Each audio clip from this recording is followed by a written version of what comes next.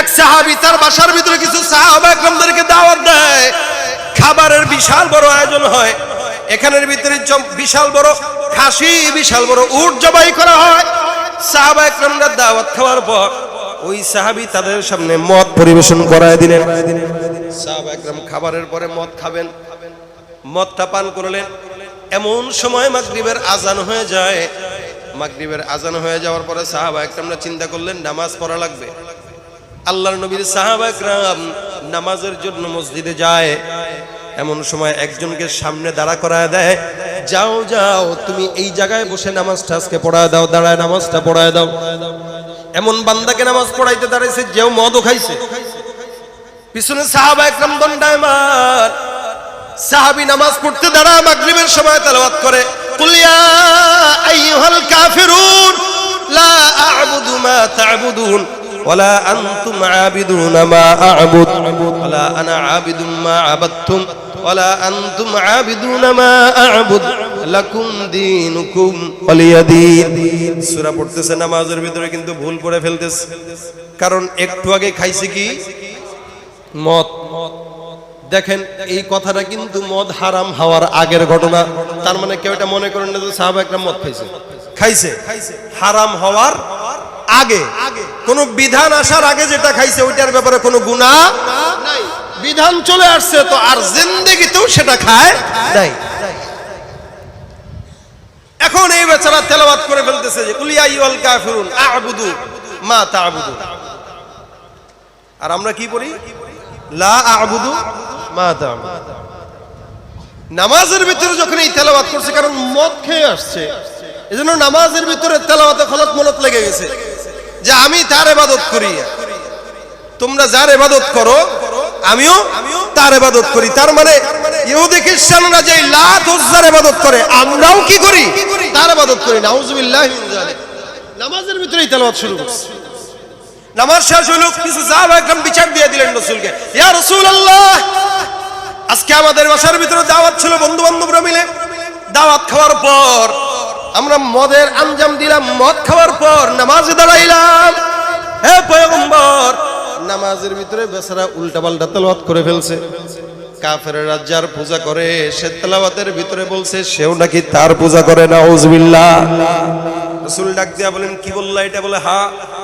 আল্লাহ পাক রব্বুল আলামিন ডাক দিয়া বলে, জিবরাইল আমি রব্বুল আলামিন আয়াত নাযিল করে দিলাম, যাও আমার পয়গম্বরকে জানা দাও। আল্লাহ পাক রব্বুল আলামিন সুন্দর করে আয়াত নাযিল করে দিলেন, ইয়া আইয়ুহাল্লাযীনা আমানু, হে মুমিনের দল, খবরদার খবরদার তোমরা নামাজের কাছেও যাও না, ওয়া আনতুম সুকারা, তোমরা নামাজের নিকটবর্তী হও না এমন অবস্থায় যে তোমরা মদ পান করেছো। অর্থাৎ নামাজ পড়বা যখন, নামাজের আগে মদ পান করবা না। যদি মদ পান করেও ফেলো, মদ পান করা অবস্থায় নামাজের কাছের ধারেও যাওয়া যাবে না, ঠিক কিনা? আয়াত দিছেন কে? ইয়া আইয়ুহাল্লাযীনা আমানু লা তাকরাবুস সালাহ ওয়া আনতুম সুকারা। দেখেন এটা দ্বিতীয় ধাপ, কারণ আল্লাহ জানে এটা মদ খেয়ে খেয়ে অভ্যস্ত, এরা হুট করে হারাম বললে পাগল হয়ে যাবে। কোন পান খোররে যদি বলেন ভাই আজকে থেকে আর পান খাবি না, ও কবে ভাই মানে মারেন, এরপর এটা বলেন। যারা পানখোর এদের বোঝা হয়ে গেছে কতটা কষ্ট। তারাবির সময় নিয়ে পান সাবার ভিতরে রেখে পরে নামাজ পড়ে নাই, আরে কথা কয় না, এই জায়গায় রাখে এরপরে নামাজ পড়ে। পান ইয়ে ওলামা একরাম কা শান। আমাদের এক হুজুর দর্শের ভিতরে বলতেন যেগুলা পান খায় এগুলা জান্নাতে যাবে না। কেন? জান্নাতের দেয়াল পানের পিক ফেলায় নষ্ট করে, বুঝছেন নি? এখন এই লোকরে আরো একটা কথা আছে, তওবা নাকি আল্লাহ কবুল করে না। এরা বারবার বলে যে পান আর জিন্দেগিতে খাবো না, রাখলাম, এরপর আবার খায় এক সপ্তাহ পরে। এখন পান যদি স্বাভাবিক একটা খাবার হওয়ার পরও যদি হালত এই হয়, তাহলে মদ যারা খায় এদের নেশাটা কত গভীর। সেখানে আল্লাহ পাক রব্বুল আলামিন তো হুট করেই এদেরকে এখান থেকে বাঁচাইতে বিরত রাখবে না। এই জন্য আল্লাহ পাক ধাপ ধাপ নিলেন, ধাপে ধাপে। প্রথমে বললেন কি? মদ পান করা এটা গুনাহ। তবে কিছু উপকারও আছে। সান্ত্বনা দিলেন যে উপকারও আছে, তবে এটার উপকারের চেয়ে ক্ষতি কি বেশি। দ্বিতীয়বার বললেন খবরদার, যেহেতু নামাজে উল্টা পাল্টা করছো, তার মানে মদ খাওয়া অবস্থায় নামাজের কিনারায় যাওয়া যাবে। কিছু স্বার্থান্বেষী গোলামের বাচ্চা আছে, এরা বলে আল্লাহ পাক বলছেন ইয়া আইয়ুহাল্লাযীনা আমানু লা তাকরাবুস সালাহ, এই নামাজের কাছেও যাওয়া যাবে না। সুতরাং আমরা তো আল্লাহর কথা মানি, আমরা নামাজের কাছে যাই না। এই যারা হুজুর, এদের কাজ হলো নামাজ পড়া। এইজন্য এরা এমন পীরের দরবারে যায় যে পীরের দরবারে গেলে নামাজও লাগে না, রোজাও লাগে না। ওরা দলিল দেয় লা তাকরাবুস সালাহ, আল্লাহ কইছে তো নামাজের কাছেও যাওয়া যাবে না। কিন্তু পরে কি আছে, আগে কি আছে, এগুলা বলে না। আমাদের এই দেশের ইউটিউবওয়ালাদের মতো আমরা বক্তারা আগে কি বলি পরে কি বলি এটা দেখায় না, মাঝখানের কথা যেটা এটা দেখায়। আর ইনাদের কারণে সমাজের ভিতরে যত বিশৃঙ্খলা তত লাগে। দেখছেন নি কতগুলো আসছে, আমরা বলবোটা কি বলেন, কিছু বলতে গেলেই ঝামেলা। এইজন্য আগে এদের হেদায়েতের দোয়া করেন, আল্লাহ এগুলোর জন্য একটু হেদায়েত দেয়। খবরদার, কথাবার্তা যখন লাগাবেন ইউটিউবে দিবেন, হিসাব নিকাশ করে দিয়েন। যত প্যাস, দলে দলে দ্বন্দ্ব, পীরে পীরে দ্বন্দ্ব, সব ইউটিউব ওয়ালাদের উল্টা পাল্টার কারণে। আমি সবাইকে বলতেছি না, এদের কারণে। এখন যারা করে এরা যেন ঠিক হয়ে যায়, ঠিক না? লা তাকরাবুস সালাহ বইলা পরেরটা না বইলা ছাড়েন না। আল্লাহ বলছে নামাজের কাছেও যাওয়া যাবে না। কি অবস্থায়? বলেন কি অবস্থায়? মদ খাওয়া অবস্থায়।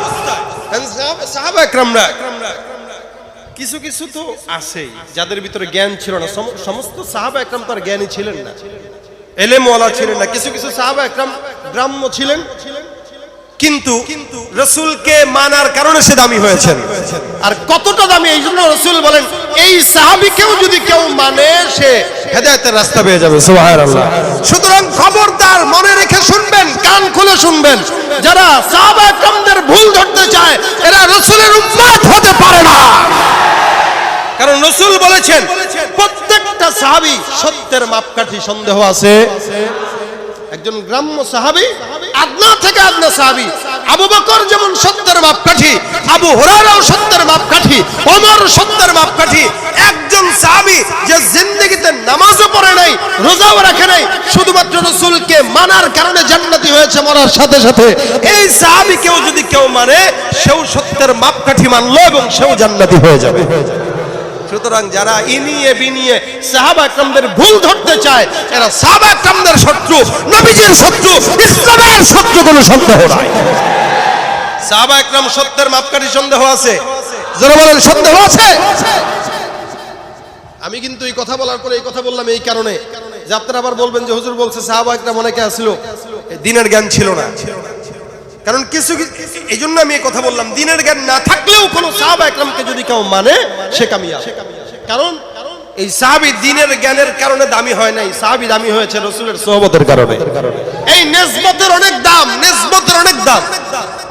আমাদের নিসবতটা, উলামা একরামের নিসবতটা স্বয়ং মুহাম্মদুর রাসূলুল্লাহ পর্যন্ত যাওয়ার কারণেই রাসূল বলে দিয়েছেন ইন্নাল উলামা ওয়ারাসাতুল আমবিয়া। আর আরেকজন ডাক্তার যত ইলম অর্জন করুক, তার নিসবত রাসূল পর্যন্ত না যাওয়ার কারণে এর ফতোয়া ইসলামের শরীয়তে গ্রহণযোগ্য হতে পারে না। আর আমাদের ফতোয়া গ্রহণযোগ্য হওয়ার পিছনে শুধুমাত্র নিসবতটা কারণ, যে আমাদের সোহবত রাসূল পর্যন্ত চলে গেছে। খুব বুঝবেন এটা, সোহবতের কারণে দামি।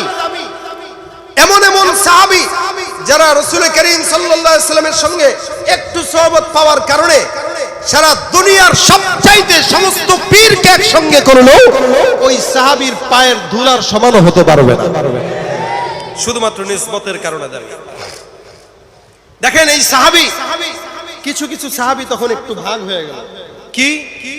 এরা চিন্তা করলো আল্লাহ পাক রব্বুল আলামিন তো বলছেন সুকার অবস্থায় নামাজ পড়া যাবে না, সুতরাং কোন কোন নামাজের আগে মদ খাওয়া যাবে না এরা নির্দিষ্ট করছে। যেমন দুই নামাজের মাঝে কোন কোন নামাজের মাঝে সময় কম একটু বলেন তো? জোহর থেকে আসর, আসর থেকে মাগরিব, মাগরিব থেকে এশা। এখন এরা একটা টাইম ফিক্সড করছে, যেহেতু মাগরিবের পরে যদি খাই তাহলে এশা পর্যন্ত একটু ঝামেলাও হইতে পারে। এশার নামাজে যদি আবার উল্টা পাল্টা তেলাওয়াত করি, তার মানে মাগরিবের পরে খাওয়া যাবে না।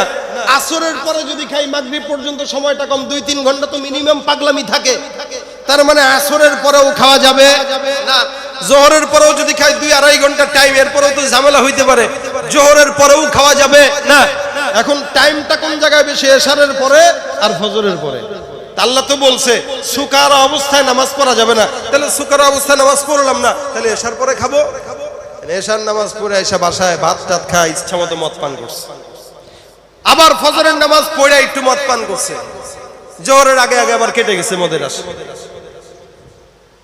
এই হালতে আরেকদিন আরেক সাহাবী, উনার বাসায় কিছু সাহাবা একরামকে, আমরা যেরকম ওলামা একরামরা একসঙ্গে বসে খাবার দাবার খাই, ওখানে কিছু গাওয়া থাকে, আরবরা হইলে গাওয়া থাকে, আমরা হইলে একটু ঠান্ডা থাকে, চা থাকে, সেম জিনিস। সাহাবী মদ রাখছে, উট জবাই করছে, সমস্ত সাহাবা একরামরা মিলে খাবে, এই হইল হালত। এমন অবস্থায় এদের আরবের একটা নিজাম ছিল, একসঙ্গে হইলে মনে করেন আমি একটু গজল টজল পারি, কোন মজলিসে যদি আমি যাই গজল ছাড়া ওই মজলিস উঠবে না, তো গজল একটা গাইতেই হবে, এরা সেই মজলিস যেটাই হোক। এখন আরবের কোন মজলিসে যদি এরকম কেউ থাকে যে কথা ভালো বলতে পারে, এরা বলতো তুমি একটু কবিতা বলো তো। এর ভিতরে সাদ বিন আবি ওয়াক্কাস ছিলেন, কবিতা টবিতা গাইতে পারতেন একটু। তো খাবারের পরে সবাই মিলে বলতেছে ভাই তুমি একটু কবিতা শোনাও। এখন আরবদের কবিতা মানেই হলো পূর্বপুরুষদের নামে কবিতা, অহংকারমূলক কবিতা বানানো, যে আমার বাপ ছিল ওই, দাদা ছিল ওই, অমুক ছিল ওই, একটু অহংকারমূলক কিছু গাথা আর কি। সাদ বিন আবি ওয়াক্কাস বলতেছেন আমার বাপটা এই যে এই সেই কবিতার মাঝখানে বইলা বইলা হুট করে কিছু আনসারী সাহাবী একটার দিকে তাকায় বলছে তোরা তো খারাপ বেটা। আমার না বলি না বেটা, তোরা তো বেটা অমুক এলাকার মানুষ, ওই জেলার মানুষ, তোরা তো বাটপার, ওই জেলার মানুষ তোরা তো বলে টাউট, ওই জেলার মানুষ তোরা তো বলে মঙ্গা, কথায় কথায় বলে না। এখন যদি ওই জায়গার কেউ একটু উচ্চ পদস্থ লোক থাকে, তার তো গায়রাতে লাগবে এটা না। সাদ বিন আবি ওয়াক্কাস কবিতার মাঝখানে এরকম এক সাহাবীকে ডাইরেক্টলি বলছে এরা তো এই, এরা তো এই বেটা তো মেজাজ খারাপ হয়েছে, মদ খাইছে না একটু, সাহাবী তো মদ পান করছে, এখন মাথাটা একটু গরম। সে যখন এই কথা বলছে এ আর সহ্য করতে পারে না, খাইতেছিল হাতের ভিতরে উটের যে গলার হাড় থাকে, এ হাড় চাবায় চাবায় হাড়ের থেকে গোস্ত ছুটায় খাইতেছিল, তো হাতের ভিতরে ছিল হাড্ডি। এবার বুঝেন অবস্থাটা কোন দিকে যাচ্ছে। হাড্ডি দেখায় বলতেছে দিমুনি, দে পারলে, এ মনে করছে দে পারলে কইলে মনে আর দিবে না, কারণ আমি সাদ বিন আবি ওয়াক্কাস। আরে বলছে তুই আমারে কি ধৈর্য মনে করছিস, আমি ওকে ভেসে আসছি, দে মানে দিছে, একদম লাগছে মাথার ভিতরে, নাকের ভিতরে, নাক গেছে ফেটে। এই যে নাক ফাটলো, এখন মেজাজ টেজাজ খারাপ, দুইজনের ভিতরে মারামারি পর্যায়ে অবস্থা। যে দাওয়াত সাহেব দাওয়াত কয় ভাই আল্লাহর ওয়াস্তে তোরা এটারে বাড়াইস না, রাসূলের কাছে চল। নাক দিয়া রক্ত পড়তেছে, ধরে সুন্দর করে রাসূলের কাছে যায়, ডাক দেয়া বলে রাসূলুল্লাহ। কিরে নাক ফাটছে কেমন, রক্ত বের হয় কেন? কয় হুজুর এই যে আসামি, উটের গোশত খাইতে বসলাম পয়গম্বর, আমি আমার পূর্বপুরুষদের বিজয় গাথা বর্ণনা করতেছিলাম, এটার সহ্য হয় নাই, এটা আমারে উটের এই হাড্ডি দিয়ে আঘাত দিছে। ইয়া রাসূলুল্লাহ আপনি বিচার করে দেন। পয়গম্বর ডাক দিয়ে বলেন সাহাবী তুমি কেন তারে আঘাত দিলা? সাহাবী ডাক দিয়ে বলে ইয়া রাসূলুল্লাহ আমরা খাইলাম, আমরা আমাদের সমস্ত খাবারের আঞ্জামের পর পয়গম্বর তারে বলা হলো তুমি কবিতা আবৃত্তি করো। সে নিজের সুনাম গাইতেছে, আমাদেরকে একদম উল্টাপাল্টার দিকে নিয়ে গেছে, আমাদের বিরুদ্ধে চারণ শুরু করছে। পয়গম্বর আমারে কিছু বলুক সহ্য করব, কিন্তু আমার বাপরে কেন বলল? রাসূল আমারে কিছু বলুক সহ্য করব, কিন্তু আমার দাদারে কেন বলল? পয়গম্বর আমারে বললে মানা যায়, মাগার বংশরে বললে মানা যায় না। ইয়া রাসূলুল্লাহ রাগ উঠে গেছে, মাথা ঠিক ছিল না, কারণ নেশাগ্রস্ত ছিলাম পয়গম্বর, যার কারণে হাড্ডিটা দিয়া নাকটা ফাটায় দিলাম। হুজুর এখন যা মন চায় করেন। পয়গম্বর চিন্তা করলেন দুটোই নেশাগ্রস্ত ছিল, মাথা ঠিক ছিল না, যার কারণে এটা আবুল তাবুল বলছে, ওইটা মারছে। এ রব্বুল আলামিন আল্লাহ রাসূল ডাক দেয়া বলে আল্লাহ তুমি আমাদেরকে মদ ব্যাপারে হালাল অথবা হারামের কোনো ফয়সালা আল্লাহ পাক তুমি করে দাও। আল্লাহুম্মা বাইয়িন লানা, হে পয়গম্বর ডাক দেয়া বলে আল্লাহ তুমি আমাদের মাঝখানে বাইয়িন লানা বায়ানান শাফিআ, তুমি রব্বুল আলামিন এমন একটা হুকুম আহকাম আমাদের জন্য নাজিল করে দাও যেই হুকুমটা সাহাবা ইকরামদের ভিতরে দেওয়ার পরে যদি সাহাবা ইকরামরা এরপরেও এটার অমান্য করে তাহলে ইসলাম থেকে সে খারেজ হয়ে যাবে। আল্লাহর কাছে পয়গম্বর বারবার ডাক দেয়া বলে আল্লাহ তুমি দয়া করে আসমান থেকে একটা ফয়সালা নাজিল করে দাও। রব্বুল আলামিন ডাক দেয়া বলে জিবরাইল যাও আমার পয়গম্বরকে জানা দাও আমি রব্বুল আলামিন ঘোষণা করলাম যে পয়গম্বর এই যে সমস্ত কিছু আছে আমি আল্লাহ পাক বললাম খামরু আল মাইসিরু আল আনসাব ওয়াল আজলামু রিজসুম মিন আমালিশ শাইতান ফাজতানিবুহু লাআল্লাকুম তুফলিহুন। আমি আল্লাহ পাক রব্বুল আলামিন ঘোষণা করলাম রাসূল এই যে সমস্ত কিছু আমি আল্লাহ বর্ণনা করলাম, খামর আছে, মাইসার আছে, এই মদ আর জুয়া অন্যান্য যা কিছু আমি আল্লাহ পাক রব্বুল আলামিন ঘোষণা করলাম, এতদিন পর্যন্ত আমার বান্দাদেরকে আমি আল্লাহ পাক রব্বুল আলামিন একটু একটু করে বুঝ দিলাম হে বান্দা এটার ভিতরে কবিরা গুনাহ, এটার ভিতরে উপকারের চাইতে ক্ষতি বেশি। আমি আল্লাহ বললাম খবরদার এটা অবস্থায় নামাজের কাছেও যাও না। তার মানে তোমরা বুঝতে পারছো যে হারাম করব ভাব।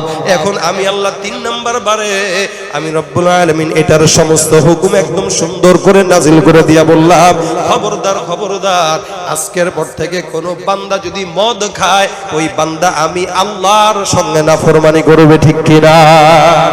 আয়াতটা নাজিল করলেন কে? সাহাবা ইকরামরা। রাসূল ডাক দেয়া বলেন সাহাবা ইকরাম একদল শহরের ভিতরে বের হয়ে যাও, এই আয়াতটা সমস্ত বান্দাদের ভিতরে ছড়ায়া দাও। আল্লাহ পাক রব্বুল আলামিন আয়াত দিয়েছেন এই সমস্ত কিছু সমস্ত দুনিয়ার বান্দাদের জন্য হারাম হয়ে গেল। এই আয়াতটা শুধুমাত্র মুসলমানদের জন্য হারাম নয়, এই আয়াতটা সারা দুনিয়ার মানুষের জন্য হুকুম। আল্লাহ পাক রব্বুল আলামিনের এক একটা আয়াত এটা শুধুমাত্র মুসলমানের জন্য না, এটা যদি ইহুদিরাও মানে তারাও শান্তিতে থাকবে, এটা যদি নাসারারাও মানে তারাও শান্তিতে থাকবে, এটা খ্রিস্টানরাও মানলে তারাও শান্তিতে থাকবে। অর্থাৎ আমার আল্লাহর কোরআন রাসূলের হাদিস দুনিয়ার এই সমস্ত বান্দারা মানবে, কামিয়াব 100% কোনো সন্দেহ নাই, ঠিক কি না? এই জন্য দেখবেন ইহুদি খ্রিস্টানেরা আল্লাহ পাক রব্বুল আলামিনের কোরআন রিসার্চ করে, রাসূলের সুন্নাহ রিসার্চ করে, এরা সমস্ত কল্যাণ নিয়ে যায়। আর আমরা আল্লাহর কোরআনকে অমান্য করার কারণে আমাদের জীবদ্দশা আমরা কোনোদিন সফলতার মুখ দেখতে পাই না।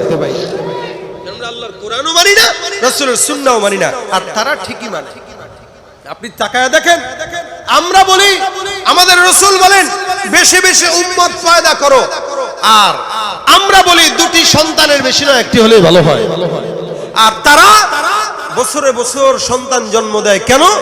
তারা সন্তান জন্ম দিয়ে তাদের দল ভারী করতেছে, আর আমরা তাদের স্লোগান 2টি সন্তানের বেশি না একটি হলে ভালো হয় নিয়ে আমরা উম্মত কমাইতেছি কেন? তাদের যেন মারতে আমাদের সুবিধা হয়। তারা আমার রাসূলের সুন্নাতকে আঁকড়ে ধরে আর আমরা ছেড়ে দেই। সাহাবা ইকরামদের ভিতরে একদল সাহাবা ইকরাম মদিনায় বের হয়ে গেলেন। বের হওয়ার পর সমস্ত বাসীদেরকে এলান দেয়া জানা দেয় হারাম হারাম, আজকের পর থেকে মদ যদি কেউ খায় এটা আল্লাহর তরফ থেকে হারাম ঘোষণা করলাম। দেখেন কিছু বুঝেন, কিছু কিছু সাহাবা ইকরাম মদের পেয়ালা এভাবে নিচে মাত্র মুখে নিচে, গিলে নাই, বুঝছেন নি? এখন সাহাবারা যখন এলান করে দিল মদ এটা কি হারাম, যেই সাহাবী মুখে নিচে এই পর্যন্ত গিলে নাই, কানে আসছে হারাম, সাথে সাথে ওই মদটাকে আবার ফেলে দিয়েছে, সুবহানাল্লাহ, সাথে সাথে ছেড়ে দিয়েছে। আমরা হইলে করতাম কি? হারাম হারাম খেলোই। দেখেন না সাহারির সময় রমজানে আজান দিয়ে দিছে, পানি একটু ঢুকছে, কয় খেলোই খাইছি তো, আজান দিছে, আমি তো আজানের আগেই মুখে দিছি, তো গিললে সমস্যা কি? আমরা খালি জায়েজের সূরতটা খুঁজি, কিন্তু জায়েজের সূরত যেখানে শেষ সেই সূরতের শেষ থেকেই কিন্তু নাজায়েজ শুরু হয়ে যায়। কথা বুঝেন নাই? যেখানে জায়েজের সীমানা শেষ ওই সেখানে ওখান থেকেই নাজায়েজের সীমানা কি হয়? শুরু হয়। এই কারণে জায়েজ খুঁজবেন না, মুমিনরা তাকওয়া খুঁজবে। কি খুঁজবে? তাকওয়া খুঁজবে। দেখেন আল্লাহ পাক রব্বুল আলামিন ঘোষণা করে দিল হারাম। সাহাবী যে মদটা মুখে দিছে ও আর গিলে নাই, সঙ্গে সঙ্গে ফেলে দিছে। যে মদটা হাতে নিছে সঙ্গে সঙ্গে ভেঙে ফেলছে।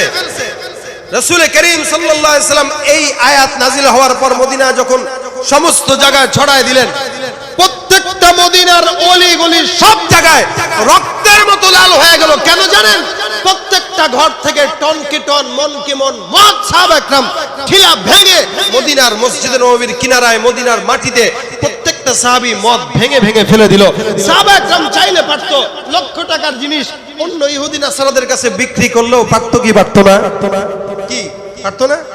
আমরা যখন কোন জায়গায় যাই যদি শুনি যে না টিভি এটা হারাম, মনে করেন আজীবন টিভি দেখছে, ভিসিআর দেখছে, চরমনার ময়দানে গেছে, তবলিগে গেছে, একটু ইমানদার হয়েছে, এখন আইসা চিন্তা করে না টিভি রাখা যাবে না, কি করতে হবে? এটারে বিক্রি করো। এটা হে পাশের বাড়ি আরেকজনের কাছে, ভাবির কাছে 2000 টাকা কমে বিক্রি করছে। সাহাবা একরাম চাইলে কি বিক্রি করতে পারতেন না? পারতেন না? তার মানে বিক্রি করেন নাই কেন? মাসালা হইল যেই জিনিস খাওয়া হারাম, যেই জিনিস নিজের কাছে রাখা হারাম, ওই জিনিসের ব্যবসা করাও হারাম, ওই জিনিস কেনাও হারাম, ওই জিনিস বেচাও হারাম, ওই হারামের কাছে কোনো দোকান ভাড়া দেওয়াও হারাম। কথা বুঝেন? যেই জিনিস খাওয়া হারাম ওই জিনিস বেচাও হারাম। এই কারণে সাহাবা একরাম বেচেন নাই। বেচলে তো টাকা হইতো। তাহলে আপনি ঘরের টিভিটা কেন আরেকজনের কাছে বেচেন? যখন বুঝলেন হারাম সঙ্গে সঙ্গে মুগুর দিয়া ভাঙেন। এটা কারো কাছে বিক্রি করা জায়েজ না, এটা হারাম।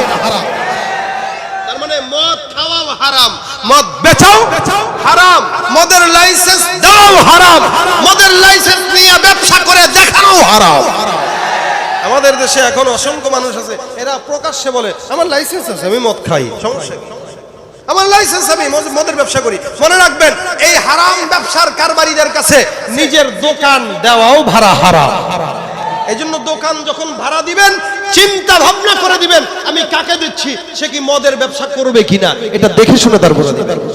বাড়িওয়ালা যখন বাড়ি ভাড়া দিবেন তখন চিন্তা করবেন আমি যার কাছে ভাড়া দিচ্ছি ও কি নামাজ পড়ে কিনা, ও কি রোজা রাখে কিনা, ও কি ইমানদার কিনা, ওর ঘরের বউ পর্দা করে কিনা, এটা দেখে তারপরে দিবেন। নয়তো কি হবে, কয়দিন পরে যখন ইয়াবার ব্যবসা করবে পুলিশ এসে আপনি বাড়িওয়ালার পাছার ভিতরে ডান্ডা দিবেন। দুনিয়াতেও অসম্মানী, আখিরাতেও ক্ষতি। এই কারণে বাড়িওয়ালারা ভাড়া দেওয়ার সময় চিন্তা করবেন কোরআনওয়ালাকে ভাড়া দেন, নামাজিকে ভাড়া দেন, ইমানদারদেরকে ভাড়া দেন, কোন বেঈমান নাস্তিকদেরকে আপনার বাসায় জায়গা দিয়েন, কোন মদখোরকে আপনার বাসায় ভাড়া দিয়েন না। মদের কারবারি করা যেমন হারাম, মদ খাওয়া যেমন হারাম, মদ কারো কাছে বেচা যেমন হারাম, মদের কারবারির সঙ্গে বন্ধুত্ব করা হারাম, মদের কারবারি যে করবে তার সঙ্গে তার থেকে কিছু খাওয়া হারাম। আপনি চিন্তা করেন আপনি কোন নেতার সঙ্গে বন্ধুত্ব করছেন, 100% দেখেন খোঁজ নিয়া ওই নেতা মদ খায়। যদি নামাজি না হয় দেখবেন ওই নেতা ইয়াবা খায় অথবা ইয়াবার কোনো বিজনেসের সঙ্গে তার জড়িত আছে। নলে এত কিছুর পরে, এত মদের বিরুদ্ধে বয়ান করার পরে কিভাবে এলাকা এলাকায় ইয়াবা পাচার হয় আমাদের বুঝে আসে না। কারা পাচার? এরাই তো। সাহাবা একরাম সমস্ত মদের ঠিলা যা ছিল সব বাড়ি দিয়ে ভেঙে ফেলছে, একটাও রাখে নাই। মদিনার অলিগলি লাল হয়ে গেছে। একটা সাহাবীও তাকায় নাই মদের দিকে। তাদের তো টাকার মায়া ছিল, চাইলে তো পারত। এই জন্য দেখেন আল্লাহ পাক যখন হারাম করলেন, আল্লাহ পাক যখন হারাম করলেন সাহাবা একরামদের হালত পরিবর্তন হয়ে গেল। এখন আর একজন খায় না। আল্লাহ পাক যে ইসলামের দৌলত আমাদেরকে দিয়েছে, মনে রাখবেন খুব, 5টা জিনিসের হেফাজতের দায়িত্ব আমাদের নিজেদের। 5টা জিনিস। কয়টা? একটা হইল দিন। একটা কি? দিন। এটার হেফাজতের দায়িত্ব কার? আমাদের। জোরে বলেন কার? আলহামদুলিল্লাহ আমাদের হুজুর চলে আসছে, নারায়ে তাকবীর। আমি শেষ করে দিচ্ছি, হুজুরের আগে 5টা জিনিসটা শুনেন। 5টা জিনিসের হেফাজতের দায়িত্ব আমাদের। 1 নাম্বার কি বলেন? এই জোরে বলেন, আমার দিকে তাকান। কি? দিন। দিন ঈমান। 1 নাম্বার ঈমান। 2 নাম্বার আমার সত্তা, আমি আমাকে হেফাজত করব। মদ খাওয়ার দ্বারা লিভার নষ্ট হয়, ঠিক না? তার মানে এটার দ্বারা আমার ক্ষতি, তার মানে এটা আর খাওয়া যাবে না। এটার থেকে নিজেকে বাঁচায় রাখা এটা কার দায়িত্ব? আমাদের দায়িত্ব। 2 নাম্বার হচ্ছে সত্তা, 3 নাম্বার হচ্ছে বংশ। বুঝছি। 3 নাম্বার হলো কি? আমার দিকে তাকায় না, কথা শুনে না। বংশ বলেন কি? বংশ। 1 নম্বর দিন, 2 নম্বর নিজস্ব স্বকীয়তা, আমার নিজস্ব স্বকীয়তা, আমার অস্তিত্ব, অর্থাৎ আমাকে বাঁচানোর দায়িত্ব আমার, আমার সত্তাকে বাঁচানোর দায়িত্ব আমার। 3 নম্বর আমার বংশকে বাঁচানোর দায়িত্ব আমার। বংশ কিভাবে বাঁচে? বিয়ের মাধ্যমে, সন্তান জন্ম দেওয়ার মাধ্যমে বংশ টিকে। যারা আজকে মদ পান করে দেখবেন, ওদের মদ পান করার কারণে যৌবিক চাহিদা কমে যায়, শক্তি কমে যায়, ক্রোমোজোম নষ্ট হয়ে যাওয়ার কারণে ওদের সন্তান যেগুলো হয় বিকলাঙ্গ হয়, নয়তো ওদের সন্তান বিকারগ্রস্ত হয়। বেহায়া নারীর এই কেমন কথা, ইসলাম নিয়ে ওদের মাথা ব্যথা। আবার পর্দার কথা যখন বলি তখন বলে ফতোয়াবাজি, বিদ্রোহী বিপ্লবী মৌলবাদী কেন জঙ্গিবাদী। রাগ করতেছেন আপনারা? একটু একটু বলতেছি আর কি। এই যে বললাম না, বলেন হুজুর আমরা আছি, বলেন হুজুর আমরা আছি। আপনারা যে কোন পর্যায়ে আছেন এটা আমাদের ভালো জানা। আপনাদের জন্য দোয়া করি, আল্লাহ আপনাদেরকেও হেদায়েত দেখ। জোরে বলেন আমিন। নিজের হেদায়েতের দোয়ার জন্য আমিনটা একটু জোরে বলবেন। তাহলে মদ খাওয়া যাবে? বেশি বেশি খাবেন। কোন মদ তো খায় না, ইয়াবাই না খায়। যেই জিনিস নেশা সৃষ্টি করে ওইটাই কি? জোরে বলেন হারাম। যেই জিনিস নেশা সৃষ্টি করে ওইটাই হারাম। যদি হালালই হইতো তাহলে সবার আগে ওলামা একরামরাই খাইতো, কারণ আপনাদের চাইতে হালাল জিনিস মানতে ওলামা একরামরা এক পায়ে দাঁড়ায়। এজন্য আল্লাহ পাক ধাপে ধাপে এটাকে হারাম করেছেন। রাসূল করিম সাল্লাল্লাহু আলাইহি ওয়াসাল্লাম মদিনায় গেলেন। প্রথম যাওয়ার পরে মদিনায় রাসূল তাকায় দেখলেন এরা সবাই ওয়াশরাবুন, সবাই শরাব পান করে, ওয়ায়াকুলুনাল মাইসার, এবং জুয়া খেলার টাকা এরা খায়। জুয়া খেলে, আমাদের দেশে জুয়া আছে না?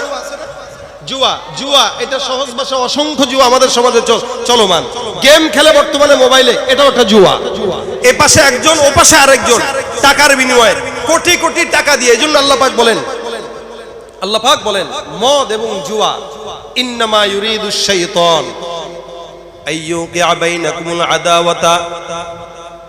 রব্বুল আলামিন বলেন শয়তান চায় বান্দাদের ভিতরে, তোমাদের ভিতরে শত্রুতা ঢোকানোর জন্য। আল্লাহ পাক রব্বুল আলামিন বলেন শয়তান 2টা জিনিসের মাধ্যমে তোমাদের ভিতরে শত্রুতা আর হিংসা সৃষ্টি করে দেয়। এর ভিতরে একটা হইল ফিল খামরি ওয়াল মাইসির, একটা হইল মদ, আরেকটা হইল জুয়া। এই 2টা জিনিস বান্দার ভিতরে আল্লাহ পাক রব্বুল আলামিনের তরফ থেকে আল্লাহ পাক যেটাকে হারাম করেছেন, এই জিনিসটাকে শয়তান বান্দার ভিতরে ঢুকায়া এলাকার ভিতরে কলহ, দ্বন্দ্ব আর শত্রুতা সৃষ্টি করে। কে জোরে বলে?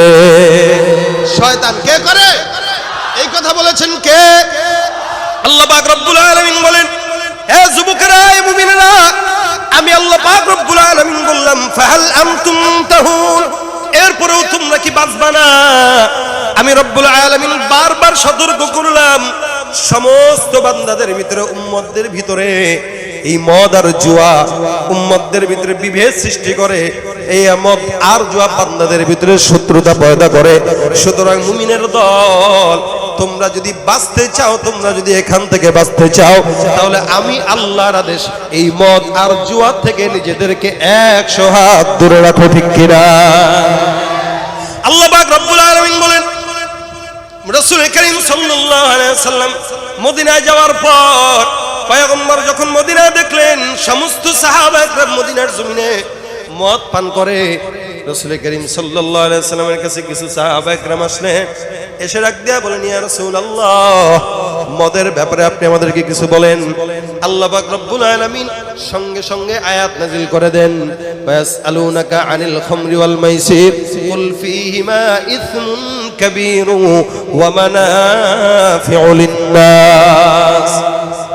এ পয়গম্বর, আপনাকে যারা জিজ্ঞাসা করে মদের ব্যাপারে হুকুম কি, আল্লাহ পাক রব্বুল আলামিন পয়গম্বরকে জানায় দেন নবী, আমি আল্লাহ পাক রব্বুল আলামিন আপনাকে বললাম পয়গম্বর, মদের ব্যাপারে আপনি আপনার উম্মতদেরকে জানায় দেন এটার ভিতরে উপকার আছে। কুল ফীহিমা ইসমুন কাবীর। এই মদ আর জুয়ার ব্যাপারে যদি প্রশ্ন করা হয়, আপনি তাদেরকে বলেন এটার কবিরা গুনাহ, এটার গুনাহ অনেক বড় মারাত্মক।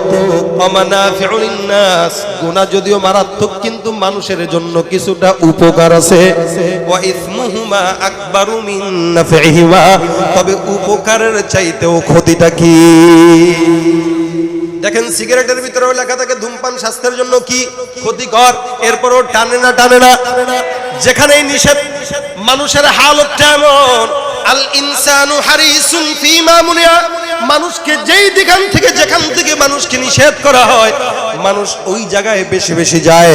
আল্লাহ পাক বললেন এটার ভিতরে উপকার থাকলেও উপকারের চাইতে অন্যায়টা বেশি, উপকারের চাইতেও ক্ষতিটা বেশি।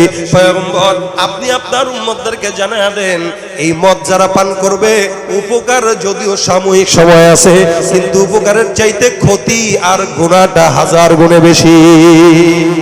এই আয়াতটা নাযিল করার পর সাহাবায়ে কেরামরা চিন্তা করলেন, রাসূল আল্লাহ পাক রব্বুল আলামিন আয়াত নাযিল করে দিলেন। আয়াতের ভিতরে রব্বুল আলামিন এটাকে হালাল হারাম কিছুই বলেন নাই। আল্লাহ পাক 2টা গুণ বর্ণনা করেছেন। 1 নাম্বার গুণ হলো এটার গুনাহ অনেক বেশি, 2 নাম্বার গুণ হলো এটার ভিতরে ক্ষতিও বেশি। কিন্তু আবার ক্ষতির চাইতে গুনাহটা, উপকারের চাইতে গুনাহটা অনেক বেশি, এটা আল্লাহ পাক বলেছেন।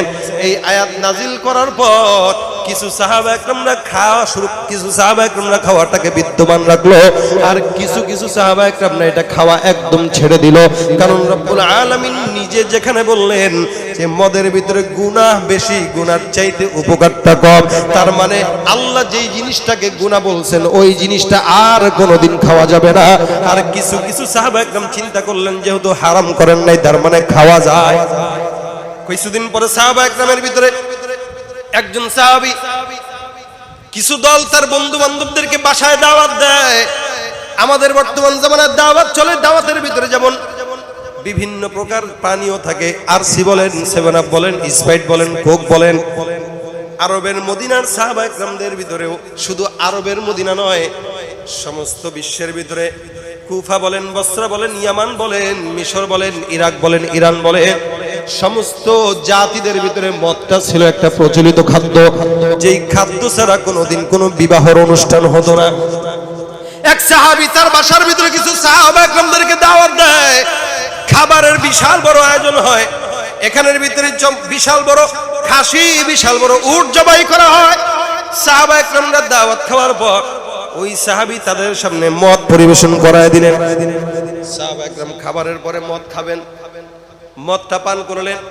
এমন সময় মাগরিবের আজান হয়ে যায়। মাগরিবের আজান হয়ে যাওয়ার পরে সাহাবায়ে কেরামরা চিন্তা করলেন নামাজ পড়া লাগবে। আল্লাহর নবীর সাহাবায়ে কেরাম নামাজের জন্য মসজিদে যায়। এমন সময় একজনকে সামনে দাঁড়া করায় দেয়, যাও তুমি এই জায়গায় বসে নামাজটা আজকে পড়ায় দাও, দাঁড়ায় নামাজটা পড়ায় দাও। এমন বান্দাকে নামাজ পড়াইতে দাঁড়াইছে যেও মদও খাইছে। পিছনে সাহাবায়ে কেরাম দণ্ডায়মান। সাহাবী নামাজ পড়তে দাঁড়ায়, মাগরিবের সময় তেলাওয়াত করে, কুল ইয়া আইয়ুহাল কাফিরুন লা আ'বুদু মা তা'বুদুন ওয়ালা আনতুম আবিদুনা মা আ'বুদ ওয়ালা আনা আবিদুম মা আবাদতুম ওয়ালা আনতুম আবিদুনা মা আ'বুদ লাকুম দীনুকুম ওয়ালিয়াদীন। সূরা পড়তেছে নামাজের ভিতরে কিন্তু ভুল করে ফেলতেছে, কারণ একটু আগে খাইছে কি মদ। দেখেন এই কথাটা কিন্তু মদ হারাম হওয়ার আগের ঘটনা। তার মানে কেউ এটা মনে করেন না যে সাহাবায়ে কেরাম মদ খাইছে হারাম হওয়ার আগে, কোন বিধান আসার আগে যেটা খাইছে ওইটার ব্যাপারে কোনো গুনাহ নাই। বিধান চলে আসছে তো আর জিন্দেগিতেও সেটা খায় নাই। এখন এই বেচারা তেলাওয়াত করে ফেলতেছে যে কুল ইয়া আইয়ুহাল কাফিরুন আ'বুদু মা তা'বুদুন। আর আমরা কি পড়ি? লা আ'বুদু মা তা'বুদুন। নামাজের ভিতরে যখন এই তেলাওয়াত করছে, কারণ মদ খেয়ে আসছে, এজন্য নামাজের ভিতরে তেলাওয়াতে খলত মনত লেগে গেছে যে আমি তার ইবাদত করি, তোমরা যার ইবাদত করো আমিও তার ইবাদত করি। তার মানে ইহুদি খ্রিস্টানরা যে লাত উজ্জার ইবাদত করে, আমরাও কি করি? তার ইবাদত করি। নাউজুবিল্লাহি মিন যালিক। নামাজের ভিতরেই তেলাওয়াত শুরু করছে। নামাজ শেষ হলো, কিছু সাহাবায়ে কেরাম বিচার দিয়ে দিলেন রাসূলকে, ইয়া রাসূলুল্লাহ আজকে আমাদের বাসার ভিতরে দাওয়াত ছিল, বন্ধু বান্ধবরা মিলে দাওয়াত খাওয়ার পর আমরা মদের আঞ্জাম দিলাম। মদ খাওয়ার পর নামাজে দাঁড়াইলাম। হে পয়গম্বর, নামাজের ভিতরে বেচারা উল্টাপাল্টা তেলাওয়াত করে ফেলছে। কাফেররা যার পূজা করে সে তেলাওয়াতের ভিতরে বলছে সেও নাকি তার পূজা করে। নাউজুবিল্লাহ। রাসূল ডাক দিয়া বলেন, কি বললা এটা? বলে হ্যাঁ। আল্লাহ পাক রব্বুল আলামিন ডাক দিয়া বলে, জিবরাইল, আমি রব্বুল আলামিন আয়াত নাযিল করে দিলাম, যাও আমার পয়গম্বরকে জানা দাও। আল্লাহ পাক রব্বুল আলামিন সুন্দর করে আয়াত নাযিল করে দিলেন, ইয়া আইয়ুহাল্লাযীনা আমানু, হে মুমিনের দল, খবরদার খবরদার, তোমরা নামাজের কাছেও যাও না।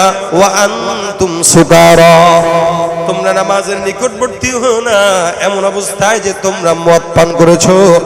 অর্থাৎ নামাজ পড়বা যখন, নামাজের আগে মদ পান করবা না। যদি মদ পান করেও ফেলো, মদ পান করা অবস্থায় নামাজের কাছের ধারেও যাওয়া যাবে না, ঠিক কিনা? আয়াত দিছেন কে? ইয়া আইয়ুহাল্লাযীনা আমানু লা তাকরাবুস সালাহ ওয়া আনতুম সুকারা।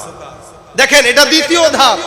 কারণ আল্লাহ জানে এটা মদ খেয়ে খেয়ে অভ্যস্ত, এরা হুট করে হারাম বললে পাগল হয়ে যাবে। কোন পানখোররা যদি বলেন ভাই আজকে থেকে আর পান খাবি না, ও কবে ভাই মানে মারেন, এরপর এটা বলেন। যারা পানখোর এদের বোঝা হয়ে গেছে কতটা কষ্ট। তারাবির সময় নিয়ে পান সাবার ভিতরে রেখে পরে নামাজ পড়ে নাই? আরে কথা কয় না, এই জায়গায় রাখে এরপরে নামাজ পড়ে। পান ইয়ে ওলামা একরাম কা শান। আমাদের এক হুজুর দর্শের ভিতরে বলতেন, যেগুলা পান খায় এগুলা জান্নাতে যাবে না। কেন? জান্নাতের দেয়াল পানের পিক ফেলায় নষ্ট করে। বুঝছেন নি? এখন এই লোকরে আরো একটা কথা আছে, তওবা নাকি আল্লাহ কবুল করে না। এরা বারবার বলে যে পান আর জিন্দেগিতে খাবো না, রাখলাম, এরপর আবার খায় এক সপ্তাহ পরে। এখন পান যদি স্বাভাবিক একটা খাবার হওয়ার পরও যদি হালত এই হয়, তাহলে মদ যারা খায় এদের নেশাটা কত গভীর। সেখানে আল্লাহ পাক রব্বুল আলামিন তো হুট করেই এদেরকে এখান থেকে বাঁচাইতে বিরত রাখবে না। এই জন্য আল্লাহ পাক ধাপ ধাপ নিলেন, ধাপে ধাপে। প্রথমে বললেন কি, মদ পান করা এটা গুনাহ, তবে কিছু উপকারও আছে। সান্ত্বনা দিলেন যে উপকারও আছে, তবে এটার উপকারের চেয়ে ক্ষতি কি বেশি। দ্বিতীয়বার বললেন, খবরদার, যেহেতু নামাজে উল্টা পাল্টা করছো, তার মানে মদ খাওয়া অবস্থায় নামাজের কিনারায় যাওয়া যাবে। কিছু স্বার্থান্বেষী গোলামের বাচ্চা আছে, এরা বলে আল্লাহ পাক বলছেন ইয়া আইয়ুহাল্লাযীনা আমানু লা তাকরাবুস সালাহ, এই নামাজের কাছেও যাওয়া যাবে না। সুতরাং আমরা তো আল্লাহর কথা মানি, আমরা নামাজের কাছে যাই না। এই যারা হুজুর, এদের কাজ হলো নামাজ পড়া। এইজন্য এরা এমন পীরের দরবারে যায় যে পীরের দরবারে গেলে নামাজও লাগে না, রোজাও লাগে না। ওরা দলিল দেয় লা তাকরাবুস সালাহ, আল্লাহ কইছে তো নামাজের কাছেও যাওয়া যাবে না। কিন্তু পরে কি আছে, আগে কি আছে, এগুলা বলে না। আমাদের এই দেশের ইউটিউব ওয়ালাদের মতো আমরা বক্তারা আগে কি বলি পরে কি বলি এটা দেখায় না, মাঝখানের কথা যেটা এটা দেখায়। আর ইনাদের কারণে সমাজের ভিতরে যত বিশৃঙ্খলা তত লাগে। দেখছেন নি কতগুলো আসছে। আমরা বলবোটা কি বলেন, কিছু বলতে গেলেই ঝামেলা। এই জন্য আগে এদের হেদায়েতের দোয়া করেন, আল্লাহ এগুলোর জন্য একটু হেদায়েত দেয়। খবরদার, কথাবার্তা যখন লাগাবেন ইউটিউবে দিবেন, হিসাব নিকাশ করে দিয়েন। যত প্যাস, দলে দলে দ্বন্দ্ব, পীরে পীরে দ্বন্দ্ব, সব ইউটিউব ওয়ালাদের উল্টা পাল্টার কারণে। আমি সবাইকে বলতেছি না, এদের কারণে। এখন যারা করে এরা যেন ঠিক হয়ে যায়, ঠিক না? লা তাকরাবুস সালাহ বইলা পরেরটা না বলে ছাড়েন না। আল্লাহ বলছেন নামাজের কাছেও যাওয়া যাবে না। কি অবস্থায়? বলেন কি অবস্থায়? মদ খাওয়া অবস্থায়। সাহাবা একরামরা কিছু কিছু তো আছেই যাদের ভিতরে জ্ঞান ছিল না। সমস্ত সাহাবা একরাম তার জ্ঞানী ছিলেন না, এলেমওয়ালা ছিলেন না। কিছু কিছু সাহাবা একরাম গ্রাম্য ছিলেন, কিন্তু রাসূলকে মানার কারণে সে দামি হয়েছেন। আর কতটা দামি, এই জন্য রাসূল বলেন এই সাহাবীকেও যদি কেউ মানে সে হেদায়েতের রাস্তা পেয়ে যাবে। সুবহানাল্লাহ। সুতরাং খবরদার, মনে রেখে শুনবেন, কান খুলে শুনবেন, যারা সাহাবা একরামদের ভুল ধরতে চায় এরা রাসূলের উম্মত হতে পারে না। কারণ রাসূল বলেছেন প্রত্যেকটা সাহাবী সত্যের মাপকাঠি, সন্দেহ আছে।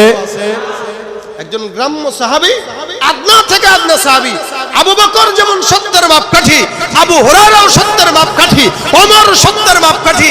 একজন সাহাবী যে জিন্দেগিতে নামাজও পড়ে নাই, রোজাও রাখে নাই, শুধুমাত্র রাসূলকে মানার কারণে জান্নাতি হয়েছে মরার সাথে সাথে। এই সাহাবীকেও যদি কেউ মানে, সেও সত্যের মাপকাঠি মানলো এবং সেও জান্নাতি হয়ে যাবে। সুতরাং যারা ইনিয়ে বিনিয়ে সাহাবা একরামদের ভুল ধরতে চায়, এরা সাহাবা একরামদের শত্রু, নবীজির শত্রু, ইসলামের শত্রু, কোনো সন্দেহ নাই। সাহাবা একরাম সত্যের মাপকাঠি, সন্দেহ আছে? যারা বলেন সন্দেহ আছে। আমি কিন্তু এই কথা বলার পরে এই কথা বললাম এই কারণে যে আপনারা আবার বলবেন যে হুজুর বলছে সাহাবা একরাম অনেকে আসলো দ্বীনের জ্ঞান ছিল না। কারণ কিছু এই জন্য আমি এই কথা বললাম, দ্বীনের জ্ঞান না থাকলেও কোন সাহাবা একরামকে যদি কেউ মানে, সে কামিয়াব। কারণ এই সাহাবী দ্বীনের জ্ঞানের কারণে দামি হয় নাই, সাহাবী দামি হয়েছে রাসূলের সোহবতের কারণে। এই নিসবতের অনেক দাম, নিসবতের অনেক দাম। আমাদের নিসবতটা, উলামা একরামের নিসবতটা স্বয়ং মুহাম্মদুর রাসূলুল্লাহ পর্যন্ত যাওয়ার কারণেই রাসূল বলে দিয়েছেন ইন্নাল উলামা ওয়ারাসাতুল আমবিয়া। আর আরেকজন ডাক্তার যত ইলম অর্জন করুক, তার নিসবত রাসূল পর্যন্ত না যাওয়ার কারণে এর ফতোয়া ইসলামের শরীয়তে গ্রহণযোগ্য হতে পারে না।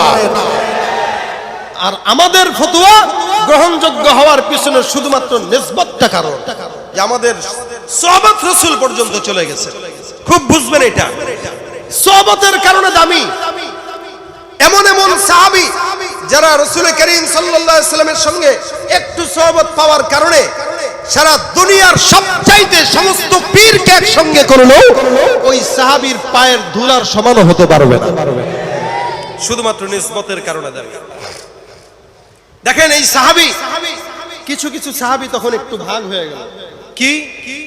এরা চিন্তা করলো আল্লাহ পাক রব্বুল আলামিন তো বলছেন সুকার অবস্থায় নামাজ পড়া যাবে না, সুতরাং কোন কোন নামাজের আগে মদ খাওয়া যাবে না এরা নির্দিষ্ট করছে। যেমন দুই নামাজের মাঝে কোন কোন নামাজের মাঝে সময় কম একটু বলেন তো?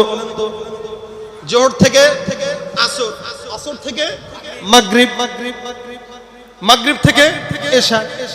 এখন এরা একটা টাইম ফিক্স করছে, যেহেতু মাগরিবের পরে যদি খাই তাহলে এশা পর্যন্ত একটু ঝামেলাও হইতে পারে। এশার নামাজে যদি আবার উল্টাপাল্টা তেলাওয়াত করি, তার মানে মাগরিবের পরে খাওয়া যাবে না। আসরের পরে যদি খাই মাগরিব পর্যন্ত সময়টা কম, 2-3 ঘন্টা তো মিনিমাম পাগলামি থাকে, তার মানে আসরের পরেও খাওয়া যাবে না। জোহরের পরেও যদি খাই 2-2.5 ঘন্টা টাইম, এরপরেও তো ঝামেলা হইতে পারে, জোহরের পরেও খাওয়া যাবে না। এখন টাইমটা কোন জায়গায় বেশি? এশারের পরে আর ফজরের পরে। আল্লাহ তো বলছে সুকারা অবস্থায় নামাজ পড়া যাবে না, তাহলে সুকারা অবস্থায় নামাজ পড়লাম না, তাহলে এশার পরে খাবো। এশার নামাজ পড়ে এসে বাসায় ভাত টাত খায়, ইচ্ছা মতো মদ পান করছে, আবার ফজরের নামাজ পড়ে একটু মদ পান করছে, জোহরের আগে আগে আবার কেটে গেছে মদের আসে। এই হালতে আরেক দিন আরেক সাহাবী উনার বাসায় কিছু সাহাবা একরামকে, আমরা যেরকম ওলামা একরামরা একসঙ্গে বসে খাবার দাবার খাই, ওখানে কিছু গাওয়া থাকে, আরবরা হইলে গাওয়া থাকে, আমরা হইলে একটু ঠান্ডা থাকে, চা থাকে, সেম জিনিস। সাহাবী মদ রাখছে, উট জবাই করছে, সমস্ত সাহাবা একরামরা মিলে খাবে। এই হইল হালত। এমন অবস্থায় এদের আরবের একটা নিজাম ছিল, একসঙ্গে হইলে মনে করেন আমি একটু গজল টজল পারি, কোন মজলিসে যদি আমি যাই গজল ছাড়া ওই মজলিস উঠবে না, তো গজল একটা গাইতেই হবে। এরা সেই মজলিস যেটাই হোক। এখন আরবের কোন মজলিসে যদি এরকম কেউ থাকে যে কথা ভালো বলতে পারে, এরা বলতো তুমি একটু কবিতা বলো তো। এর ভিতরে সাদ বিন আবি ওয়াক্কাস ছিলেন, কবিতা টবিতা গাইতে পারতেন একটু। তো খাবারের পরে সবাই মিলে বলতেছে ভাই তুমি একটু কবিতা শোনাও। এখন আরবদের কবিতা মানেই হলো পূর্বপুরুষদের নামে কবিতা, অহংকারমূলক কবিতা বানানো, যে আমার বাপ ছিল ওই, দাদা ছিল ওই, অমুক ছিল ওই, একটু অহংকারমূলক কিছু গাথা আর কি। সাদ বিন আবি ওয়াক্কাস বলতেছেন আমার বাপটা এই যে এই সেই কবিতার মাঝখানে বইলা বইলা হুট করে কিছু আনসারী সাহাবী একটার দিকে তাকায় বলছে তোরা তো খারাপ বেটা। আমার না বলি না বেটা, তোরা তো বেটা অমুক এলাকার মানুষ, ওই জেলার মানুষ, তোরা তো বাটপার, ওই জেলার মানুষ তোরা তো বলে টাউট, ওই জেলার মানুষ তোরা তো বলে মঙ্গা, কথায় কথায় বলে না। এখন যদি ওই জায়গার কেউ একটু উচ্চ পদস্থ লোক থাকে, তার তো গায়রাতে লাগবে এটা না। সাদ বিন আবি ওয়াক্কাস কবিতার মাঝখানে এরকম এক সাহাবীকে ডাইরেক্টলি বলছে এরা তো এই, এরা তো এই বেটা তো মেজাজ খারাপ হয়েছে, মদ খাইছে না একটু, সাহাবী তো মদ পান করছে, এখন মাথার একটু গরম। সে যখন এই কথা বলছে, এ আর সহ্য করতে পারে না। খাইতেছিল হাতের ভিতরে উটের যে গলার হাড় থাকে, এই হাড় চাবায় চাবায় হাড়ের থেকে গোস্ত ছুটায় খাইতেছিল, তো হাতের ভিতরে ছিল হাড্ডি। এবার বুঝেন অবস্থাটা কোন দিকে যাচ্ছে। হাড্ডি দেখায় বলতেছে দিমুনি, দে পারলে। এ মনে করছে দে পারলে কইলে মনে আর দিবে না, কারণ আমি 7 দিন আমি অক্কাস। আরে বলছে তুই আমারে কি ধৈর্য মনে করছিস, আমি ওকে ভেসে আসছি, দে মানে দিছে, একদম লাগছে মাথার ভিতরে, নাকের ভিতরে, নাক গেছে ফেটে। এই যে নাক ফাটলো, এখন মেজাজ টেজাজ খারাপ, দুইজনের ভিতরে মারামারি পর্যায়ে অবস্থা। যে দাওয়াত সাহেব দাওয়াত, ভাই আল্লাহর ওয়াস্তে তোরা এটারে বাড়াইস না, রাসূলের কাছে চল। নাক দিয়া রক্ত পড়তেছে, ধরে সুন্দর করে রাসূলের কাছে যায়, ডাক দেয়া বলে রাসূলুল্লাহ। কিরে নাক ফাটছে কেমন, রক্ত বের হয় কেন? কয় হুজুর এই যে আসামি, উটের গোশত খাইতে বসলাম পয়গম্বর, আমি আমার পূর্বপুরুষদের বিজয় গাথা বর্ণনা করতেছিলাম, এটার সহ্য হয় নাই, এটা আমারে উটের এই হাড্ডি দিয়ে আঘাত দিছে। ইয়া রাসূলুল্লাহ বিচার করে দেন। পয়গম্বর ডাক দিয়ে বলে সাহাবী তুমি কেন তার আঘাত দিলা? সাহাবী ডাক দিয়ে বলে ইয়া রাসূলুল্লাহ আমরা খাইলাম, আমরা আমাদের সমস্ত খাবারের আঞ্জামের পর পয়গম্বর তারে বলা হলো তুমি কবিতা আবৃত্তি করো। সে নিজের সুনাম গাইতেছে, আমাদেরকে একদম উল্টাপাল্টার দিকে নিয়ে গেছে, আমাদের বিরুদ্ধে চারণ শুরু করছে। পয়গম্বর আমারে কিছু বলুক সহ্য করব, কিন্তু আমার বাপরে কেন বলল?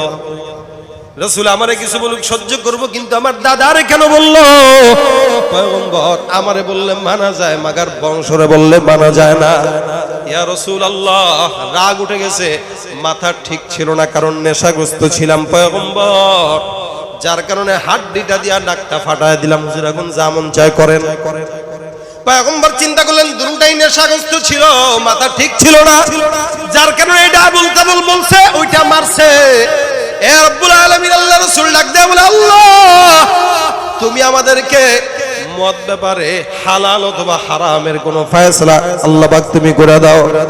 আল্লাহুম্মা বাইয়িন লানা, হে পয়গম্বর ডাক দেয়া বলে আল্লাহ তুমি আমাদের মাঝখানে বাইয়িন লানা বায়ানান শাফিআ, তুমি রব্বুল আলামিন এমন একটা হুকুম আহকাম আমাদের জন্য নাজিল করে দাও, যেই হুকুমটা সাহাবা একরামদের ভিতরে দেওয়ার পরে যদি সাহাবা একরামরা এরপরেও এটার অমান্য করে, তাহলে ইসলাম থেকে সে খারেজ হয়ে যাবে।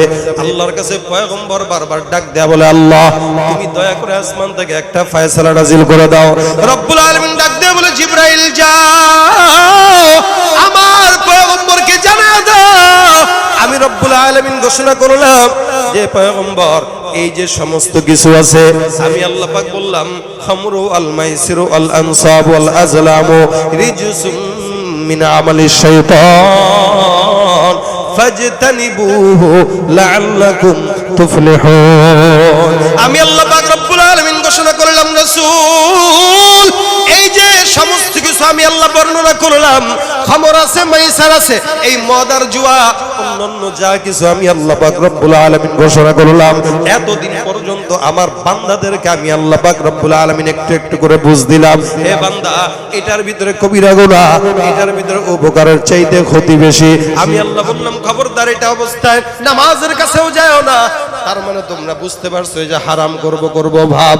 এখন আমি আল্লাহ 3 নাম্বার বারে আমি রব্বুল আলামিন এটার সমস্ত হুকুম একদম সুন্দর করে নাজিল করে দিয়া বললাম খবরদার খবরদার, আজকের পর থেকে কোন বান্দা যদি মদ খায়, ওই বান্দা আমি আল্লাহর সঙ্গে নাফরমানি করবে, ঠিক কি না?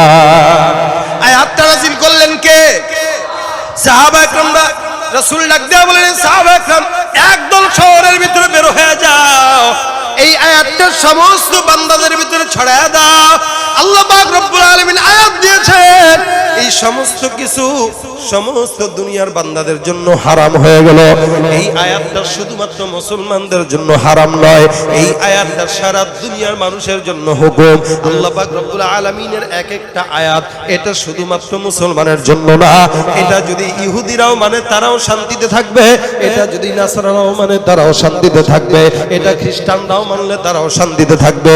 অর্থাৎ আমার আল্লাহর কোরআন রাসূলের হাদিস দুনিয়ার এই সমস্ত বান্দারা মানবে, কামিয়াব 100%, কোনো সন্দেহ নাই, ঠিক কিনা? এই জন্য দেখবেন ইহুদি খ্রিস্টানেরা আল্লাহ পাক রব্বুল আলামিনের কোরআন রিসার্চ করে, রাসূলের সুন্নাহ রিসার্চ করে এরা সমস্ত কল্যাণ নিয়ে যায়, আর আমরা আল্লাহর কোরআনকে অমান্য করার কারণে আমাদের জীবদ্দশা আমরা কোনোদিন সফলতার মুখ দেখতে পাই না। আমরা আল্লাহর কোরআনও মানি না, রাসূলের সুন্নাহও মানি না, আর তারা ঠিকই মানে। আপনি তাকায় দেখেন, আমরা বলি, আমাদের রাসূল বলেন বেশি বেশি উম্মত পয়দা করো, আর আমরা বলি দুটি সন্তানের বেশি না একটি হলেই ভালো হয়। আর তারা বছরে বছর সন্তান জন্ম দেয় কেন? তারা সন্তান জন্ম দিয়ে তাদের দল ভারী করতেছে, আর আমরা তাদের স্লোগান দুটি সন্তানের বেশি না একটি হলে ভালো হয় নিয়ে আমরা উম্মত কমাইতেছি কেন? তাদের যেন মারতে আমাদের সুবিধা হয়। তারা আমার রাসূলের সুন্নাতকে আঁকড়ে ধরে আর আমরা ছেড়ে দেই। সাহাবা একরামদের ভিতরে একদল সাহাবা একরাম মদিনায় বের হয়ে গেলেন। বের হওয়ার পর সমস্ত বাসীদেরকে এলান দেয়া জানা দেয়, হারাম হারাম, আজকের পর থেকে মদ যদি কেউ খায় এটা আল্লাহর তরফ থেকে হারাম ঘোষণা করলাম। দেখেন কিছু বুঝেন, কিছু কিছু সাহাবা একরাম মদের পেয়ালা এভাবে নিচে, মাত্র মুখে নিচে, গিলে নাই, বুঝছেন নি? এখন সাহাবারা যখন এলান করে দিল মদ এটা কি হারাম, যেই সাহাবী মুখে নিচে এই পর্যন্ত, গিলে নাই, কানে আসছে হারাম, সাথে সাথে ওই মদটাকে আবার ফেলে দিয়েছে, সুবহানাল্লাহ, সাথে সাথে ছেড়ে দিয়েছে। আমরা হইলে করতাম কি? হারাম হারাম খেলই। দেখেন না, সাহারির সময় রমজানে আজান দিয়ে দিছে, পানি একটু ঢুকছে, কয় খেলই, খাইছি তো, আজান দিছে, আমি তো আজানের আগেই মুখে দিছি, তো গিললে সমস্যা কি? আমরা খালি জায়েজের সূরতটা খুঁজি, কিন্তু জায়েজের সূরত যেখানে শেষ, সেই সূরতের শেষ থেকেই কিন্তু নাজায়েজ শুরু হয়ে যায়। কথা বুঝেন নাই? যেখানে জায়েজের সীমানা শেষ, ওই সেখানে ওখান থেকেই নাজায়েজের সীমানা কি হয়? শুরু হয়। এই কারণে জায়েজ খুঁজবেন না, মুমিনরা তাকওয়া খুঁজবে। কি খুঁজবে? তাকওয়া খুঁজবে। দেখেন আল্লাহ পাক রব্বুল আলামিন ঘোষণা করে দিল হারাম। সাহাবী যে মদটা মুখে দিছে ও আর গিলে নাই, সঙ্গে সঙ্গে ফেলে দিছে। যে মদটা হাতে নিছে সঙ্গে সঙ্গে ভেঙে ফেলছে। রাসূল করিম সাল্লাল্লাহু আলাইহি সাল্লাম এই আয়াত নাজিল হওয়ার পর মদিনা যখন সমস্ত জায়গায় ছড়ায় দিলেন, প্রত্যেকটা মদিনার অলি গলি সব জায়গায় রক্তের মতো লাল হয়ে গেল। কেন জানেন? প্রত্যেকটা ঘর থেকে টন কি টন, মন কি মন মদ সাহাবা একরাম ঠিলা ভেঙে মদিনার মসজিদে নববীর কিনারায়, মদিনার মাটিতে প্রত্যেকটা সাহাবী মদ ভেঙে ভেঙে ফেলে দিল। সাহাবা একরাম চাইলে পারতো লক্ষ টাকার জিনিস অন্য ইহুদি নাসারাদের কাছে বিক্রি করলেও পারতো কি পারতো না? কি পারতো না? আমরা যখন কোন জায়গায় যাই, যদি শুনি যে না টিভি এটা হারাম, মনে করেন আজীবন টিভি দেখছে, ভিসিআর দেখছে, চরমনার ময়দানে গেছে, তবলিগে গেছে, একটু ইমানদার হয়েছে, এখন আইসা চিন্তা করে না টিভি রাখা যাবে না, কি করতে হবে? এটারে বিক্রি করো। এটা হে পাশের বাড়ি আরেকজনের কাছে, ভাবির কাছে 2000 টাকা কমে বিক্রি করছে। সাহাবা একরাম চাইলে কি বিক্রি করতে পারতেন না? পারতেন না? তার মানে বিক্রি করেন নাই কেন? মাসালা হইল যেই জিনিস খাওয়া হারাম, যেই জিনিস নিজের কাছে রাখা হারাম, ওই জিনিসের ব্যবসা করাও হারাম, ওই জিনিস কেনাও হারাম, ওই জিনিস বেচাও হারাম, ওই হারামের কাছে কোনো দোকান ভাড়া দেওয়াও হারাম। কথা বুঝেন? যেই জিনিস খাওয়া হারাম, ওই জিনিস বেচাও হারাম। এই কারণে সাহাবা একরাম বেচেন নাই, বেচলে তো টাকা হইতো। তাহলে আপনি ঘরের টিভিটা কেন আরেকজনের কাছে বেচেন? যখন বুঝলেন হারাম, সঙ্গে সঙ্গে মুগুর দিয়া ভাঙেন, এটা কারো কাছে বিক্রি করা জায়েজ না, এটা হারাম। তার মানে মদ খাওয়াও হারাম, মদ বেচাও হারাম, মদের লাইসেন্স দেওয়াও হারাম, মদের লাইসেন্স নিয়ে ব্যবসা করে দেখানো হারাম। আমাদের দেশে এখন অসংখ্য মানুষ আছে, এরা প্রকাশ্যে বলে আমার লাইসেন্স আছে, আমি মদ খাই, সমস্যা কি? আমার লাইসেন্স, আমি মদের ব্যবসা করি। মনে রাখবেন, এই হারাম ব্যবসার কারবারিদের কাছে নিজের দোকান দেওয়াও ভাড়া হারাম। এই জন্য দোকান যখন ভাড়া দিবেন, চিন্তা ভাবনা করে দিবেন আমি কাকে দিচ্ছি, সে কি মদের ব্যবসা করবে কিনা, এটা দেখে শুনে তারপরে দিবেন। বাড়িওয়ালা যখন বাড়ি ভাড়া দিবেন, তখন চিন্তা করবেন আমি যার কাছে ভাড়া দিচ্ছি ও কি নামাজ পড়ে কিনা, ও কি রোজা রাখে কিনা, ও কি ইমানদার কিনা, ওর ঘরের বউ পর্দা করে কিনা, এটা দেখে তারপরে দিবেন। নয়তো কি হবে, কয়দিন পরে যখন ইয়াবার ব্যবসা করবে, পুলিশ এসে আপনি বাড়িওয়ালার পাছার ভিতরে ডান্ডা দিবে। দুনিয়াতেও অসম্মানী, আখিরাতেও ক্ষতি। এই কারণে বাড়িওয়ালারা ভাড়া দেওয়ার সময় চিন্তা করবেন, কোরআনওয়ালাকে ভাড়া দেন, নামাজিকে ভাড়া দেন, ইমানদারদেরকে ভাড়া দেন, কোন বেঈমান নাস্তিকদেরকে আপনার বাসায় জায়গা দিয়েন, কোন মদখোরকে আপনার বাসায় ভাড়া দিয়েন না। মদের কারবারি করা যেমন হারাম, মদ খাওয়া যেমন হারাম, মদ কারো কাছে বেচা যেমন হারাম, মদের কারবারির সঙ্গে বন্ধুত্ব করা হারাম। মদের কারবারি যে করবে তার সঙ্গে তার থেকে কিছু খাওয়াও হারাম। আপনি চিন্তা করেন, আপনি কোন নেতার সঙ্গে বন্ধুত্ব করছেন, 100% দেখেন খোঁজ নিয়া ওই নেতা মদ খায়। যদি নামাজি না হয়, দেখবেন ওই নেতা ইয়াবা খায়, অথবা ইয়াবার কোন বিজনেসের সঙ্গে তার জড়িত আছে। নলে এত কিছুর পরে, এত মদের বিরুদ্ধে বয়ান করার পরে কিভাবে এলাকায় এলাকায় ইয়াবা পাচার হয় আমাদের বুঝে আসে না। কারা পাচার? এরাই তো। সাহাবায়ে কেরাম সমস্ত মদের ঠিলা যা ছিল সব বাড়ি দিয়ে ভেঙে ফেলছে, একটাও রাখে নাই। মদিনার অলিগলি লাল হয়ে গেছে, একটা সাহাবীও তাকায় নাই মদের দিকে। তাদের তো টাকার মায়া ছিল, চাইলে তো পারতো। এই জন্য দেখেন, আল্লাহ পাক যখন হারাম করলেন, সাহাবায়ে কেরামদের হালত পরিবর্তন হয়ে গেল। এখন আর একজন খায় না। আল্লাহ পাক যে ইসলামের দৌলত আমাদেরকে দিয়েছে, মনে রাখবেন খুব, 5টা জিনিসের হেফাজতের দায়িত্ব আমাদের নিজেদের। 5টা জিনিস। কয়টা? একটা হইল দিন। একটা কি? দিন। এটার হেফাজতের দায়িত্ব কার? আমাদের। জোরে বলেন, কার? আলহামদুলিল্লাহ, আমাদের হুজুর চলে আসছে। নারায়ে তাকবীর। আমি শেষ করে দিচ্ছি, হুজুরের আগে 5টা জিনিসটা শুনেন। 5টা জিনিসের হেফাজতের দায়িত্ব আমাদের। 1 নাম্বার কি বলেন? এই জোরে বলেন, আমার দিকে তাকান। কি? দিন। দিন, ঈমান। 1 নাম্বার ঈমান। 2 নাম্বার আমার সত্তা, আমি আমাকে হেফাজত করব। মদ খাওয়ার দ্বারা লিভার নষ্ট হয়, ঠিক না? তার মানে এটার দ্বারা আমার ক্ষতি, তার মানে এটা আর খাওয়া যাবে না। এটার থেকে নিজেকে বাঁচায় রাখা এটা কার দায়িত্ব? আমাদের দায়িত্ব। 2 নাম্বার হচ্ছে সত্তা, 3 নাম্বার হচ্ছে বংশ। বুঝছি। 3 নাম্বার হলো কি? আমার দিকে তাকায় না, কথা শুনে না। বংশ। বলেন কি? বংশ। 1 নাম্বার দিন, 2 নাম্বার নিজস্ব স্বকীয়তা, আমার নিজস্ব স্বকীয়তা, আমার অস্তিত্ব, অর্থাৎ আমাকে বাঁচানোর দায়িত্ব আমার, আমার সত্তাকে বাঁচানোর দায়িত্ব আমার। 3 নাম্বার আমার বংশকে বাঁচানোর দায়িত্ব আমার। বংশ কিভাবে বাঁচে? বিয়ের মাধ্যমে, সন্তান জন্ম দেওয়ার মাধ্যমে বংশটিকে।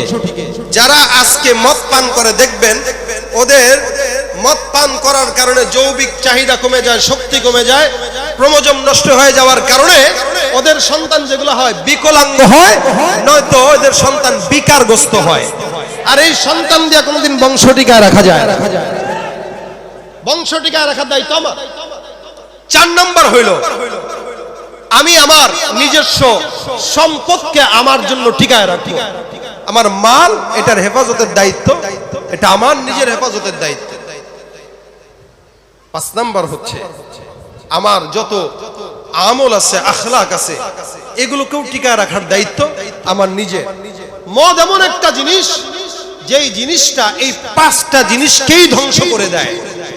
যার কারণে যুবক সমাজ আজকে যারা এখানে আছেন, আপনাদের উদ্দেশ্যে বলি, ছাত্ররা যারা এখানে আছেন, আপনাদের উদ্দেশ্যে বলি, স্কুল কলেজে যে এমন বন্ধুর পাল্লায় পড়বেন না, যেই বন্ধুর পাল্লায় পড়ে নিজের জীবনটা সন্ত্রাসীদের খাতায় নাম লেখানো হয়।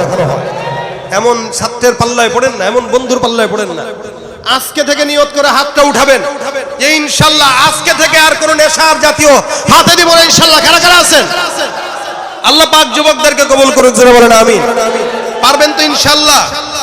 যারা মদের কারবারি করে, ইয়াবা, বাবা, ফেন্সিডিল, আর কি আছে, ডাইল। ডাইল এটা মাদ্রাসার ডাইল মনে করেন না, আবার এটা এমনি ডাইল। তো এই সমস্ত জিনিস থেকে যুবকদেরকে বাঁচাবেন, নিজেরা বাঁচবেন, ছাত্ররা যেন বেঁচে থাকতে পারে এই এলাকায় এটা চেষ্টা করবেন ইনশাআল্লাহ। যুবক ঠিক, ইনশাআল্লাহ সমাজ ঠিক হয়ে যাবে। আল্লাহ পাক যুবকদেরকে কবুল করুক, যারা বলেন আমিন। জীবনের শ্রেষ্ঠ সময়, জীবনের শ্রেষ্ঠ সময় বন্ধু আর মিলবে না, এই সুযোগ হারায়ও না, এই সুযোগ আর পাবে না, এই সুযোগ হারায়ও না কারো ফান্দে পড়িয়া, সারাটা জীবন যাইব কান্দিয়া কান্দিয়া। ঠিক না? ছাত্র তুমি দেশের সম্পদ, জাতির ভবিষ্যৎ, দুশ্মনেরা বানাইতে চায় তোমারে অসৎ। ছাত্র তুমি দেশের সম্পদ, জাতির ভবিষ্যৎ, দুশ্মনেরা বানাইতে চায় তোমারে অসৎ। মানুষ গড়ার আঙ্গিনাতে দেয় না তোমায় মানুষ হতে, শিক্ষাঙ্গন রাখে রণক্ষেত্র বানাইয়া, বছরের পর বছর থাকে সে ঝঞ্ঝাট লাগাইয়া। জীবনের শ্রেষ্ঠ সময় বন্ধু আর মিলবে না, এই সুযোগ হারায়ও না কারো ফান্দে পড়িয়া, সারাটা জীবন যাইব কান্দিয়া কান্দিয়া। ঠিক কিনা? জমি জামা ভিটে মাটি বেচিয়া বাবায়, মাসে মাসে পড়া লেখার খরচা দি পাঠায়, বিএ এমএ পাশ করিয়া আইব বাছা ধন, দূর হইব দুঃখ জ্বালা সকল নটন।